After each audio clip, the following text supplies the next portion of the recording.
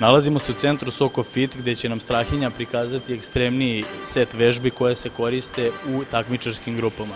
Vežbe sačinjavaju muscle up na karikama, handstand, nabačaju čučanj, jednoručni trzaj kuglom i penjenje uz konopac. Strahinja će prikazati sve vežbe, tako da vidjet ćete čemu se radi.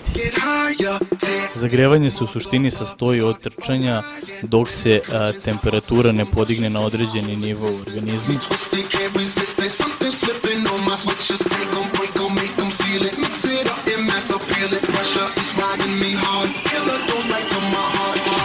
Zagrevanje je jako bitno zato što se time umanjuje mogućnost povrede na minimum.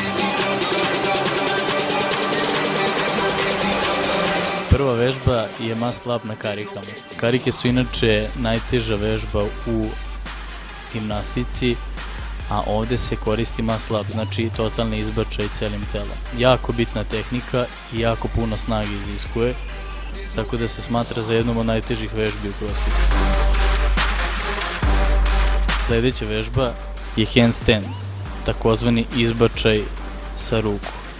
Znači, koristi se za aktivaciju ramena. Opet jako zahtevna vežba jer je potrebno da celo telo dižete rukama. Koristi se tehnika zaleta nogama.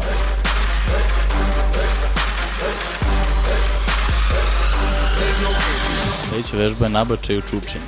Sveobuhvatna vežba koja aktivira celo telo. Znači nabačaj, čučanj, leđa, ramena.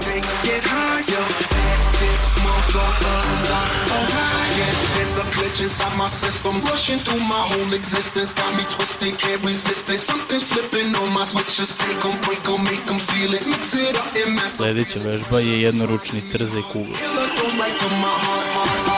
Opet za razvijanje core i funkcionalnosti tela.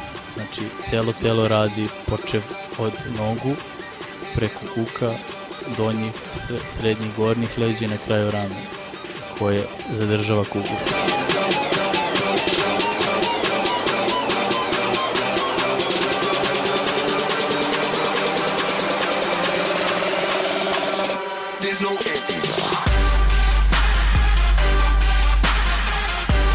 Poslednja vežba koju svi dobro poznajemo je penjanje uz konopac.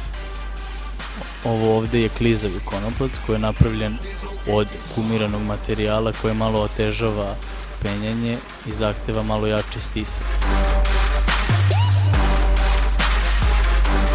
Suština svega je da se ne pregori na početku, znači da se ne istroši sva energija na početku treninga, nego da se ravnomerno rasporedi svih 25 minuta da bi tempo bio konstantan sve vreme. Nakon završenog kruga, vežbe se nastavljaju do završetka 25 minuta koliko traje disciplina. Na kraju svakog treninga se radi istezanje koje je ekstremno bitno da bi se mišić prokrvio do kraja i da bi se lepo istegao.